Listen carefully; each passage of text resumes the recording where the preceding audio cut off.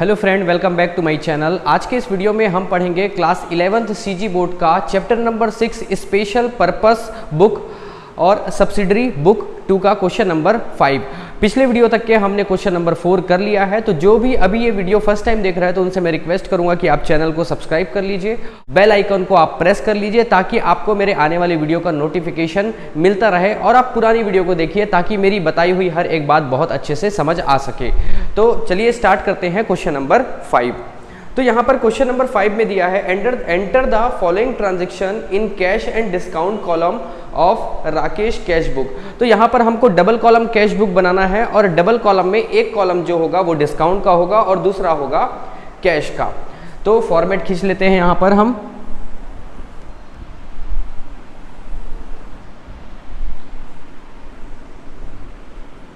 Date, particular, voucher number, LF, उसके बाद discount, उसके बाद कैश, फिर डेट, पर्टिकुलर, वाउचर नंबर,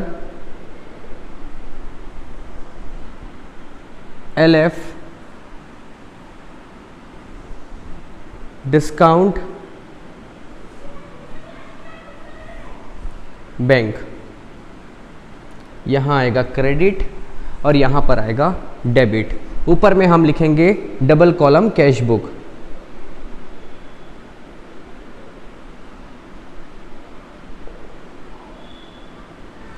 देखिए, आप अपनी कॉपी में इसको आड़ा बना सकते हैं। जो कॉपी होता है ना उसको आप आड़ा करेंगे तो इस तरीके से, क्योंकि यहाँ पर बहुत कॉलम बनाना है और स्ट्रेट अगर आप कॉपी में बनाएंगे तो थोड़ा सा दिक्कत जाएगा। तो बेटर ये है कि आप अपनी कॉपी, जो कॉपी ऐसा रहता है तो उसको ऐसा आड़ा करके ही आप बनाइएगा तो अच्छे से बनेगा। तो स्टार्ट करते हैं। पहला दिया हुआ है दिसंबर 2000 का है ये, 1 दिसंबर को कैश इन हैंड। तो हम यहाँ पर लिख देते हैं 2000 दिसंबर, 1 तारीख को कैश इन हैंड है तो हम लिखेंगे टू बैलेंस ब्रॉट डाउन। और कितना है अमाउंट? 4600 रुपीज़, 4600 रुपये बैलेंस है। उसके बाद परचेस किया गया है गुड्स और परचेस करेंगे तो पैसा जाएगा।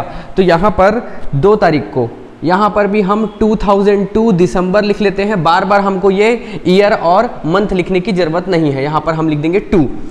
तो यहाँ पर हम लिखेंगे बाई परचेस। हम परचेस किए हैं तो पैसा गया है 1000 रुपये। सॉरी, यहाँ पर बैंक नहीं, यहाँ पर आएगा कैश। आप इसको करेक्ट कर लेना। यहाँ आएगा 1000 रुपये हमारे पास से चले गया।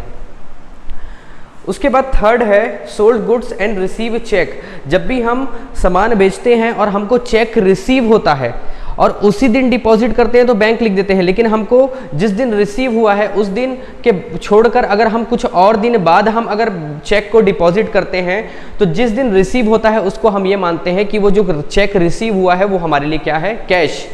तो यहाँ पर हम 3 तारीख को सामान बेचे हैं तो यहाँ पर हम लिखेंगे टू सेल। और सेल से हमारे पास जो चेक रिसीव हुआ है और वो जो कागज का टुकड़ा है, जो कैश चेक है, वो हमारे लिए क्या कहलाएगा? कैश कहलाएगा। जो चेक है वो हमारे लिए कैश कहलाएगा। तो डबल कॉलम कैश बुक में मैंने पिछले वीडियो में बताया था कि जिस दिन हमको रिसीव हो रहा है और उसी दिन हम बैंक में डिपॉजिट कर दे रहे हैं तो यहाँ पर टू सेल और बैंक लिख देते हैं अगर बैंक का कॉलम होता तो। लेकिन अगर हम चेक रिसीव किए उसके कुछ दिन बाद हम अगर बैंक में जमा कर रहे हैं तो हम उस चेक को जिस दिन रिसीव करेंगे उस दिन हम ये मानेंगे कि वो हमारे लिए कैश है। 5 तारीख को है चेक ऑफ 3 दिसंबर सेंड टू बैंक। बैंक में भेज दिया गया। तो यहाँ पर हम 5 तारीख को लिखेंगे यहाँ पर बाई बैंक। बैंक में चले गया और हमारे पास से वो 2500 रुपये कैश चले गया। ठीक है, यहाँ पर काउंटर एंट्री नहीं होगा। काउंटर एंट्री सिर्फ डबल कॉलम कैश बुक जिसमें कि बैंक और कैश का कॉलम रहता है उसी में ही काउंटर एंट्री बनता है। उसके बाद आप देखेंगे 7 तारीख को सेल ऑफ ओल्ड न्यूज़पेपर बेचे हैं तो हमारे पास पैसा आएगा 7 तारीख को। यहाँ पर हम लिखेंगे टू ओल्ड न्यूज़ पेपर और अमाउंट है 20 रुपये। 20 रुपये हमारे पास कैश के रूप में आया है। उसके बाद है 15 तारीख को विड्रॉ फ्रॉम बैंक। बैंक से विड्रॉ करेंगे तो हमारे पास कैश आएगा और यहाँ पर कैश आ रहा है 400 रुपये, तो हम यहाँ पर लिख देंगे 400 रुपये। और कहाँ से आ रहा है, तो टू बैंक, यहाँ पर आ जाएगा टू बैंक, और ये तारीख है 15 तारीख। उसके बाद 17 तारीख को देखिए, paid to Mohan 780 rupees and discount receive discount 20 rupees. हम कैश पे किए हैं किसको, मोहन को, कितने तारीख को, 17 को। तो हम यहाँ पर लिखेंगे बाई मोहन, मोहन को पे किया गया है, कितना कैश गया है, 780 रुपये। कितना डिस्काउंट मिला है, तो यहाँ पर 20 रुपये डिस्काउंट मिला है, उसको हम लिखेंगे। उसके बाद आप देखिए 18 तारीख को, receive from Ram in full settlement of 600 rupees और 570, 600 के बदले वो 570 रुपये दे रहा है, कौन, राम। तो यहाँ पर 18 तारीख को लिखेंगे टू राम, कैश में आएगा 570 रुपीज़ और डिस्काउंट हम उसको दिए हैं 30 रुपीज़। याद रखना, जब हम डिस्काउंट देते हैं तो वो हमारे लिए डेबिट होता है, इसलिए डिस्काउंट जो डेबिट वाला है वहाँ पर हम डिस्काउंट को लिख रहे हैं, और हमको अगर डिस्काउंट मिलता है तो वो हमारे लिए क्रेडिट होता है, बेनिफिट होता है, इसलिए ये वाला डिस्काउंट यहाँ पर क्या है, क्रेडिट में है। उसके बाद आप देखेंगे 20 तारीख को, sale of old furniture, furniture को बेचा गया है तो पैसा आएगा। तो यहाँ पर हम 20 तारीख को लिखेंगे to sale of old furniture, और ओल्ड फर्नीचर को 300 रुपये में बेचा गया है, 300 रुपये हमारे पास कैश के रूप में आ जाएगा। उसके बाद रेंट पे किया गया है 30 तारीख को, तो रेंट पे करेंगे तो पैसा जाएगा, इसलिए क्रेडिट साइड लिखेंगे बाई रेंट 200 रुपीज़। उसके बाद 31 तारीख को, रिसीव बैड डेप्ट from Sohan which was return of earlier. बात को समझना, होता क्या है, जब हमको कोई पैसा नहीं देता है तो हम उसको बैड डेप्ट मान लेते हैं, और अचानक से वो भगवान की तरह आया और हमको 150 रुपये दे दिया, तो हम उसको क्या करेंगे, बैड डेप्ट रिटर्न ऑफ जो था वो हमारे लिए क्या हो गया, रिसीव हो गया, तो बैड डेप्ट रिकवर, ठीक है। तो यहाँ पर हमको रिसीव हुआ है 31 तारीख को, तो यहाँ पर रिसीव हो रहा है, तो हम यहाँ पर लिखेंगे बैड डेप्ट रिकवर, हमको रिकवर हो गया। हम मान लिए थे, हम बेड जो डेटर होता है, मान के चलो 50,000 रुपये डेटर है, यार 50,000 रुपये एक ही व्यक्ति नहीं है, अलग अलग है। मैं किसी को 1,000 का सामान दिया हूँ, किसी को 5,000 का, किसी को 10,000 का, किसी को 15,000 का, किसी को 1,000 रुपये का, ऐसे करके मेरा 50,000 रुपये डेटर है, मतलब कि 50,000 रुपये मेरे को मार्केट से लेना है लोगों से। अब कुछ लोग ऐसे होते हैं जिनके पास पैसे नहीं होते, या वो लाइबल टू पे, मतलब कि वो पे करने के लाइबल नहीं होते हैं, नहीं दे पाते हैं, तो ऐसी स्थिति में मैं क्या करूंगा, उसको बैड डेप्ट कर लूंगा।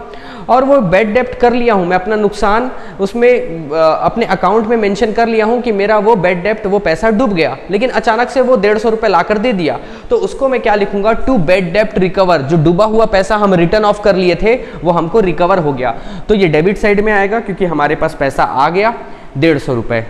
उसके बाद है 31 तारीख को, receive cheque from Vikas which was not send to the bank, मतलब कि हमको विकास से चेक मिला है जिसको हम बैंक में जमा नहीं किए हैं, और जब बैंक में जमा नहीं करते, सिर्फ रिसीव होता है हमको चेक, तो हम उसको क्या ट्रीट करते हैं, डबल कॉलम कैश बुक में हम उसको ये मानते हैं कि वो जो कागज है, जो चेक है, वो हमारे लिए कैश है, इसलिए हम यहाँ पर कैश में लिखेंगे।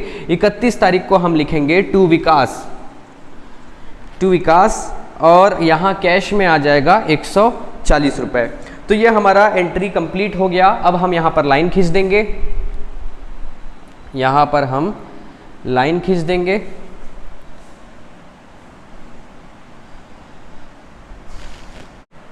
अब इसके बाद हम टोटल करेंगे, तो देखिए डिस्काउंट का इधर का टोटल आ रहा है 30 रुपीज़ और इधर का डिस्काउंट का टोटल आ रहा है 20 रुपीज़। तो इसको ऐसा बैलेंस कैरिड डाउन ये सब नहीं लिखते हैं, 30 रुपये और 20 रुपये लिख दिए।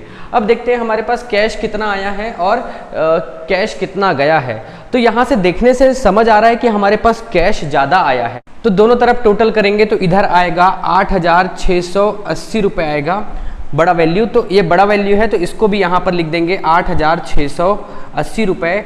और 8,680 रुपये में से ये कैश में जितना भी पैसा गया है उसको माइनस करेंगे, तो यहाँ पर बाई बैलेंस कैरिड डाउन आ रहा है 4,200 रुपये। और बात करें डेट की, तो ये दिसंबर है और दिसंबर का आखिरी जो दिन होता है वो 31 होता है, इस वजह से बैलेंस कैरिड डाउन आप 31 तारीख का करेंगे। और ये वाली जो वैल्यू है ये अगले नेक्स्ट मंथ मतलब कि ये 2002 दिसंबर 1 तारीख था, मतलब कि ये दिसंबर महीने का था, हम यहाँ पर लिख देंगे 2003 1 जनवरी। तो 1 जनवरी को यहाँ पर आ जाएगा टू बैलेंस ब्रॉड डाउन, यहाँ पर 4200 रुपये कैश में आ जाएगा। इतना लिखकर आप छोड़ देंगे, ये आपका क्वेश्चन कंप्लीट हो गया। ठीक है, तो आई होप आपको आज का वीडियो समझ आया होगा।